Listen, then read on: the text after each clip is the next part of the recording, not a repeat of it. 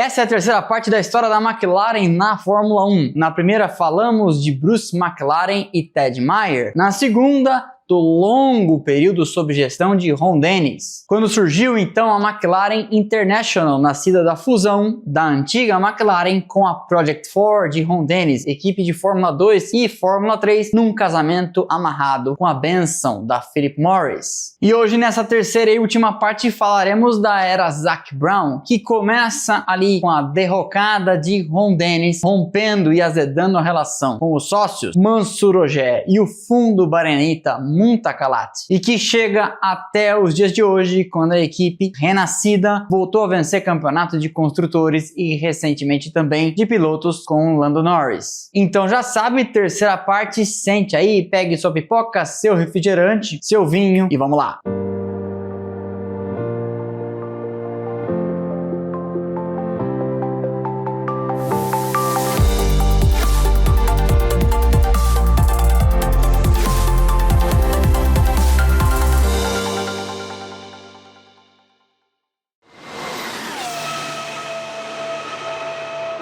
Nós paramos aqui domingo passado contando para vocês do momento em que os sócios Mansur Ojeh e o fundo do Bahrein Muntacalat resolvem empurrar para fora da sociedade e deixar longe de cargos executivos Ron Dennis, o cara que elevou a McLaren da condição de garagista à maior equipe da Fórmula 1, transformando-a numa empresa gigantesca que elevou a régua do que um time precisava ser, influenciando inclusive e criando as bases do que seria a Fórmula 1 moderna. Nesse movimento de crescimento ele teve influência sobre o resto da Fórmula 1, porque hoje essas equipes com mais de 1000 pessoas, túnel de vento, orçamentos milionários, alguns bilionários, têm a gênese daquilo que Ron Dennis pensava: a profissionalização da equipe e da gestão até o último detalhe. Só que como tudo na vida, Ron Dennis acabou ficando datado, ultrapassado, e um acúmulo de problemas ao longo de sua também longa trajetória fez com que ele perdesse os cargos executivos, a relação azedasse de vez com os sócios e no fim das contas, lá na última linha da planilha, ele inclusive deixasse de ser sócio da equipe. É aquele papo de historiador: quando exatamente começa o declínio de um império? Há vários livros falando sobre quando começou a queda do Império Romano, do Império Britânico. Há autores que sustentam que o poder dos americanos, por exemplo, vem decaindo desde a Guerra do Vietnã. A mesma coisa sobre Ron Dennis. Quando exatamente foi o começo do fim? Há diversos episódios que a gente pode ir colocando numa fila. O Spygate de 2007, quando a sócia Mercedes teve que engolir metade de uma conta milionária, no caso milionária de verdade, 50 milhões de dólares de multa, sem no total metade para a sócia de metade. Na sequência, quando a Mercedes acaba, com a ajuda de Martin Whitmarsh, funcionário da McLaren de confiança, fornecendo motores a pedido de Bernie Ecclestone para a Brown GP, a fabricante da estrela de 3 pontas percebe que encontraria uma equipe no precinho a partir de 2010. No final de 2012, eles perdem Lewis Hamilton. No final de 2014, eles perdem a Mercedes. Ron Dennis traz Alonso, traz também a Honda. O fracasso é retumbante e começaria ali essa tempestade que culminou então com a queda de Ron Dennis e a chegada de um novo agente. Zachary Shalin Brown, um cara nascido em 1971, portanto bem mais jovem que a gestão anterior. Sua trajetória, diferentemente da maior parte dos chefes de equipe, não passa por engenharia nem mecânica, mas sim, ele tentou ser piloto quando jovem. Ele iniciou sua carreira no kart ainda nos Estados Unidos em 1986 e atravessa o Atlântico para onde as coisas de fato acontecem nas pistas em 1991.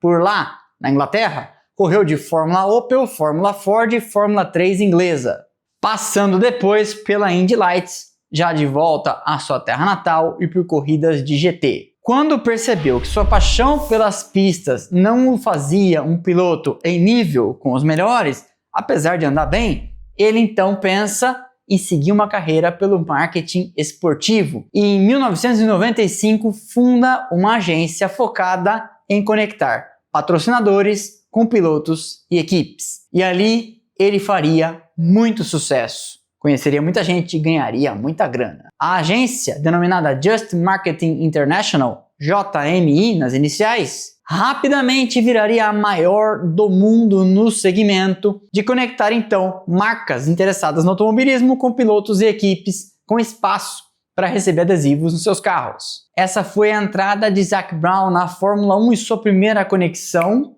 com a McLaren, levando para lá a marca Johnny Walker, que era sua cliente e patrocinou a equipe ainda na era Ron Dennis. Paralelamente à sua carreira no marketing esportivo, Brown continuava participando de algumas corridas e não se desconectou do esporte de forma alguma porque fundou, junto com um sócio, a equipe United Auto Parts no ano de 2009.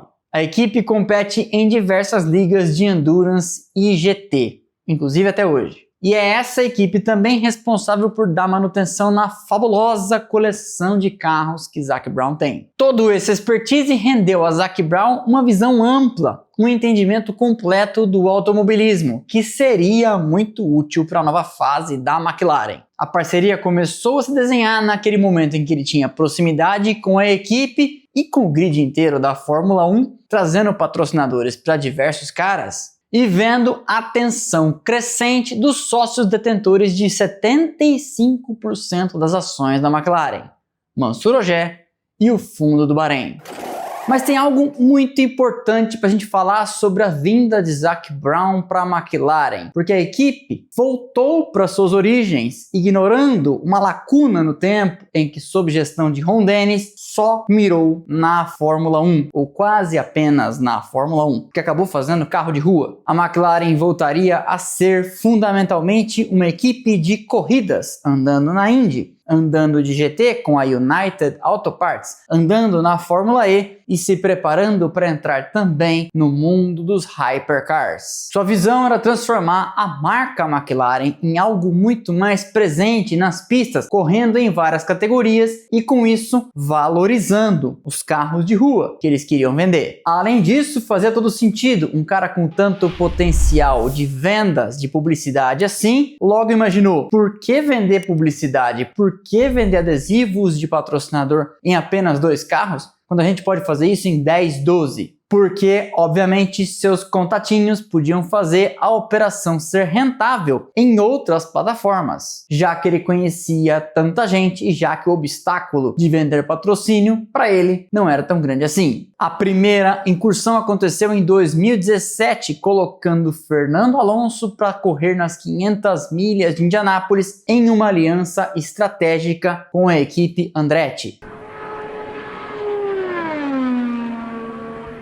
O sucesso comercial e a atenção de mídia gerada pela iniciativa pavimentaram o caminho para um envolvimento cada vez maior. Em 2020, a McLaren volta a correr na Indy em tempo integral, algo que não acontecia desde os anos 70, em parceria com a Schmidt-Peterson, e uma figura seria fundamental para garantir a credibilidade e robustez do projeto: o ex-piloto brasileiro, a lenda das pistas, Gil de Ferran. Campeão da kart, campeão da Indy 500, ele foi nomeado diretor esportivo da McLaren, não apenas do esforço na Indy, em 2018, e foi fundamental para a reconstrução da McLaren empreendida por Zac Brown e também especialmente importante na iniciativa na Indy. O envolvimento da McLaren foi aumentando gradativamente até que eles assumiram completamente o controle da equipe, que se tornou Arrow McLaren. Já me perguntaram o que é Arrow? Arrow é um patrocinador norte-americano. Seguindo a lógica de estar presente em várias categorias, Zac Brown orquestraria então a entrada deles também na Fórmula E. A oportunidade surgiu com a saída da Mercedes e em maio de 2022, a McLaren absorve aquilo que até então se chamava Mercedes EQ Fórmula E Team e entra então com uma estrutura já organizada com pessoas certas em postos-chave para correr a temporada de 2022-2023, a primeira da geração 3 dos carros da Fórmula E. Além disso, a McLaren focou nas corridas de GT3, tendo ela carros de rua que poderiam ser convertidos em carros de pista, apoiando inclusive os customers, os clientes, em várias ligas de GT ao redor do mundo.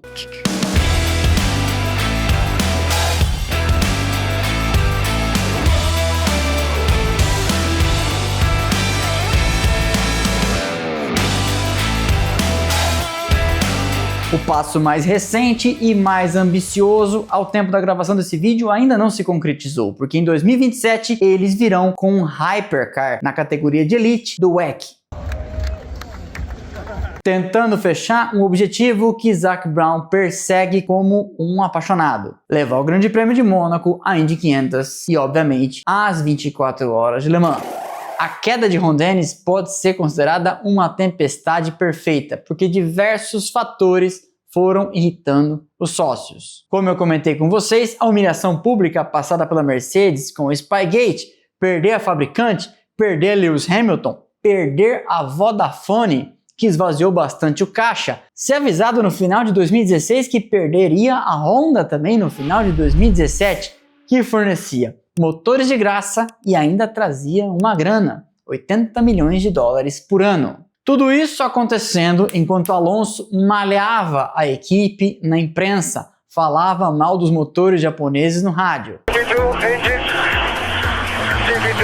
Nesse cenário, então, Ron Dennis perde as funções executivas, recorre à justiça para não ser posto em licença remunerada, a chamada Gardening Leave, e os sócios detentores de 3/4 começam então um movimento para adquirir, na marra, as ações de Ron Dennis. Ué, ADM, mas isso existe? A depender do que foi assinado entre os sócios, existe sim. Em novembro de 2016, Zac Brown é colocado como diretor executivo da McLaren Holding e em 2018 é nomeado CEO da McLaren Racing, a equipe de Fórmula 1. A saída definitiva de Ron Dennis aconteceu em junho de 2017, portanto tivemos um tempo aí em que Ron Dennis e Zac Brown estiveram debaixo do mesmo teto, com Dennis vendendo então, meio que na marra, como eu já comentei, os seus 25% restantes. Tudo isso, como eu já comentei com vocês, perder a Vodafone, perder a Mercedes, perder um pouco antes disso Lewis Hamilton,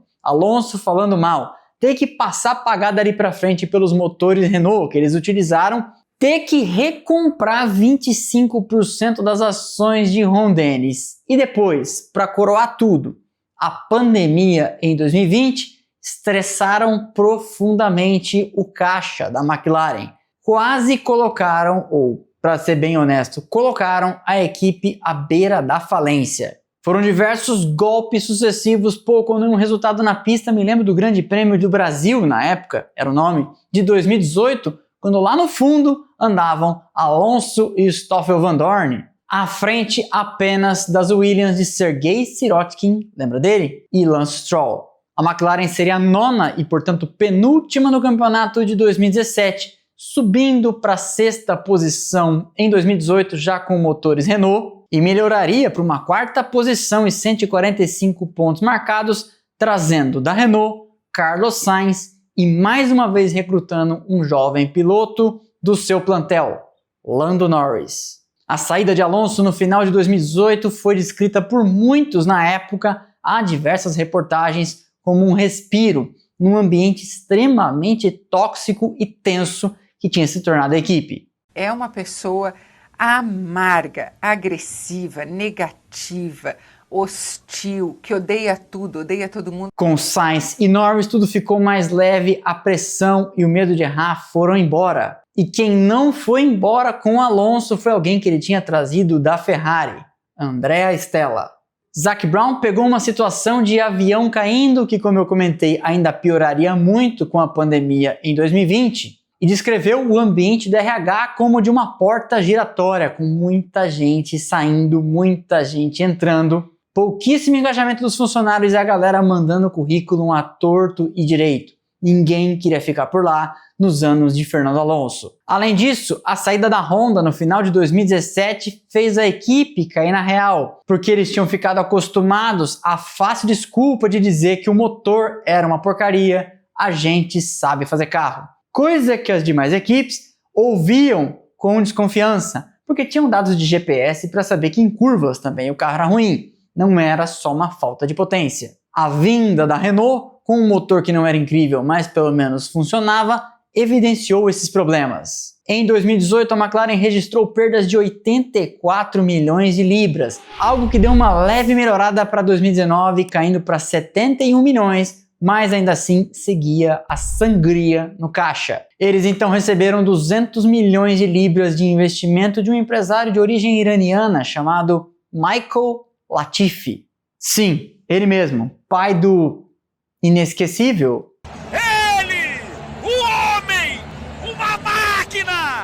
Nicolas Latifi. O que evidentemente na época levou a inúmeras especulações porque Latifi estava na Fórmula 2. Mas não, o investimento foi de fato puramente financeiro. E Michael Latifi também colocaria uma grana na Williams, essa sim para garantir a entrada do seu filho na Fórmula 1, mas ele colocou mais do que o necessário e retirou sua parte depois no empréstimo em parte dos carros históricos que a Williams vendeu. Vira para 2020, a pandemia suspende o começo da temporada da Fórmula 1 até junho, e a equipe de Fórmula 1 só recebe se corre, tanto dos patrocinadores como do dinheiro de divisão do bolo de faturamento da própria categoria. Zac Brown admite em entrevistas que eles estiveram à beira da falência. Ele comenta: nunca atrasamos nenhum boleto, mas a gente tinha dinheiro para no máximo 30, 40 dias. A McLaren foi então forçada a fazer cortes drásticos, mandou 1.200 funcionários do grupo embora e 70 da equipe de Fórmula 1. Ele trouxe de sua agência de publicidade, a JMI, diversas pessoas de confiança para colocar em postos-chave na alta gestão. Em 2020, novamente com a dupla Lando Norris e Carlos Sainz, eles sobem para a terceira posição nos construtores, marcando 202 pontos. E mostrando que ainda havia muito talento dentro da organização, muita gente disposta a acertar e que as substituições feitas lá no comando começavam a dar certo. E o grande pulo do gato seria a vinda dos motores Mercedes para 2021. Para 2021 eles perderiam, entretanto, seu pilar, seu piloto mais experiente, Carlos Sainz, deixando a equipe nas mãos de um novato, Lando Norris, ao lado de um vencedor de grandes prêmios que vinha então da Renault, Daniel Ricciardo. Parecia, e eu também achei na época, que Ricciardo lideraria a equipe e que o novato ia comer poeira até aprender a andar junto. Mas não foi o que aconteceu, apesar de ter sido Ricciardo quem venceu o Grande Prêmio da Itália, com Norris em segundo, terminando um jejum de vitórias da equipe que datava de 2012 aqui em Interlagos. Além desse segundo lugar atrás de Ricciardo em Monza, Norris ainda faria mais 3 pódios e os dois marcariam muitos pontos. Vinha então para 2022 uma grande mudança de regulamento e a chance de zerar tudo, começar de novo e com bons motores da Mercedes alcançar a galera da frente. De seu lado, Zac Brown, uma máquina de fechar acordos de patrocínio, transformou o carro da McLaren naquele que mais tinha adesivos de marcas. Isso ajudou a equilibrar o caixa e a equipe, pela primeira vez em vários anos, parou de perder dinheiro. O carro de 2022 nasceu mal, a pré-temporada da equipe com Norris e Ricciardo foi tenebrosa. Eles mal conseguiam sair da garagem e naquele momento, com Andreas Seidl na gestão da equipe, Zac Brown percebeu: não é esse o cara para levar a gente adiante. Seidl acabaria fazendo um acordo para ser chefe na Alfa Romeo, que depois viraria Sauber. E em tese estaria lá até hoje para comandar a Audi, mas não foi isso que aconteceu. Já falei mais disso na história da Sauber. Na direção técnica, James Key parecia haver um grande bate-cabeça sobre o que afinal de contas tinha dado errado com aquele carro. A equipe foi ao pódio apenas uma vez com Lando Norris e Daniel Ricciardo, por sua vez, no outro lado da garagem, penou. Penou demais o ano inteiro e acabaria sendo substituído impiedosamente no fim daquela temporada para a vinda de outro novato. Essa daqui é a empresa, tá vendo? Ó, todo mundo aqui dentro, cada um cumprindo sua função, o seu papel para o futuro da empresa. E essa daqui é você. Olha aqui, ó. Olha assim, mas eu não queria entrar. Encaixou. Que dessa vez eles não tinham trazido desde a base, e sim roubado no lance de sorte da Alpine, Oscar Piastri. James Key seria então desligado e eles roubariam da Red Bull um cara muito capaz que seria responsável então por uma revolução técnica dentro do time, Rob Marshall. E aí, mesmo não começando tão bem em 2023 e tendo um carro que mal passava do Q1 nas primeiras provas, as atualizações da lavra de Marshall começam a fazer o carro acender. e do Red Bull Ring para frente, tanto Norris como depois Piastri, esse fazendo sua primeira temporada na Fórmula 1, começam a marcar pontos constantemente, começam a chegar no Q3 e começam a incomodar até a toda poderosa Red Bull lá na frente. Até chegar na Áustria, Norris tinha 2 nonos e um 6º lugar, e Piastri um 8º e um 10º.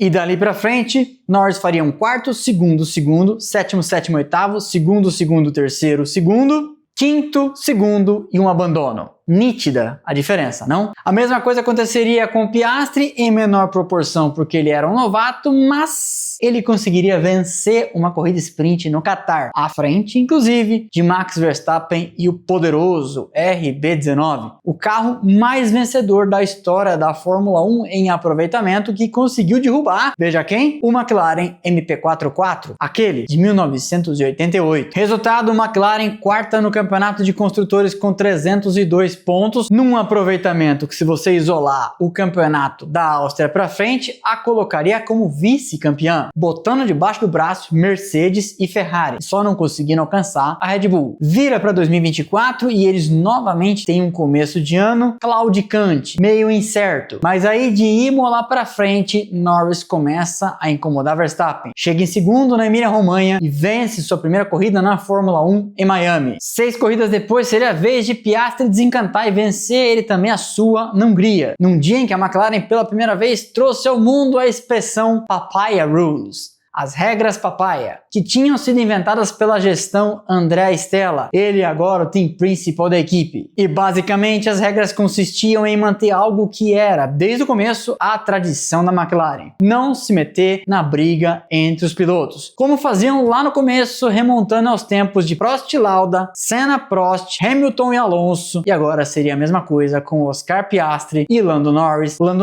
e Oscar Piastri. Vencendo em 2024 4 provas com Lando Norris, 2 com Oscar Piastri, dominando os 2 terços finais do campeonato, eles chegariam ao primeiro título de construtores da equipe desde 1998, com Mika Häkkinen encerrando um jejum no ano com um aproveitamento espetacular, que seria o aperitivo de outro ano incrível em 2025, mais uma vez às voltas com as polêmicas Papaya Rules, com Norris e Piastri se alternando ao longo do ano e a equipe por vários erros não forçados dela e de seus pilotos, vendo no final do ano Max Verstappen crescer e encostar. Ainda assim, a equipe seria com muita antecipação campeã de construtores, com 833 pontos. E Lando seria o primeiro campeão da equipe desde 2008 com Lewis Hamilton. De 2024 para 2025 tinha também ocorrido a aquisição final do Fundo Soberano do Bahrein sobre as ações que pertenciam aos minoritários, inclusive o espólio de Mansurogé, falecido em 2021. Hoje a McLaren é uma empresa saudável, uma fabricante de carros controlada acionariamente pelo Fundo Soberano do Bahrein, sob gestão de Zac Brown. A equipe da dinheiro não tem dificuldade de vender acordos de patrocínio, tem 2 pilotos de ponta e prognóstico de seguir vencendo. O fantasma da falência não é mais presente, mostrando como as coisas podem mudar rápido na Fórmula 1, de quase ser liquidada e fechada em 2020 para o topo novamente em 2025. A viúva de Bruce McLaren e sua família tinham participação acionária, um pedacico de nada ainda da equipe até 2024, mas hoje não mais. E de onde estiver, certamente Bruce deve ter uma pontinha de orgulho de tudo que ele começou e de onde as coisas chegaram. 3 fases: Bruce McLaren com Ted Meyer, Ron Dennis e a parte final sob gestão de Zac Brown. 998 corridas disputadas até o Grande Prêmio de Abu Dhabi de 2025, 10 campeonatos de construtores, 13 de pilotos, 203 grandes prêmios conquistados, 558 pódios. Nada mal para algo que começou lá atrás até despretensiosamente com alguém que queria correr com os próprios carros e não ter mais que dar satisfação para nenhum chefe. Essa é a história completa da McLaren Racing, que esteve no topo, no fundo do poço, muito perto de falir e agora de volta às vitórias.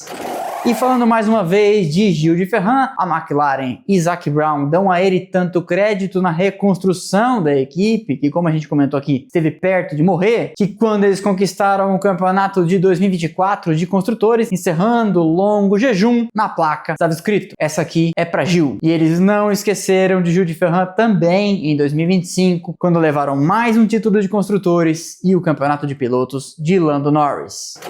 Eu espero que vocês tenham gostado, deixa o like que é de graça, não custa nada, você sabe, e ajuda demais o canal. Quebra essa pra mim, quebra essa pra nós. Comente aqui embaixo da sua passagem favorita. Comente aqui embaixo da sua primeira lembrança com a McLaren. Peça pela próxima equipe para eu incluir na lista e começar a escrever o roteiro. A caixa de comentários, como sempre, é de vocês. Para não perder nada do que a gente faz por aqui, você sabe, a gente faz muita coisa e seguirá fazendo em 2026. Inscreva-se nos nossos canais de notificação, Instagram, Telegram e WhatsApp, link aqui embaixo na descrição, onde você entra e passa a receber recadinho automático no seu telefone assim que eu publico cada um dos conteúdos. Temos também nossas redes sociais, Instagram, Twitter, Threads e TikTok, estão passando aqui os arrobas e o link está lá embaixo na descrição. E se você não viu ainda algumas das outras edições de equipes que amamos, temos muitas histórias para trás. Ferrari, Red Bull, Shadow, Andrea Moda, Syntec, Jordan, você pode escolher e assistir. Valeu e aquele abraço.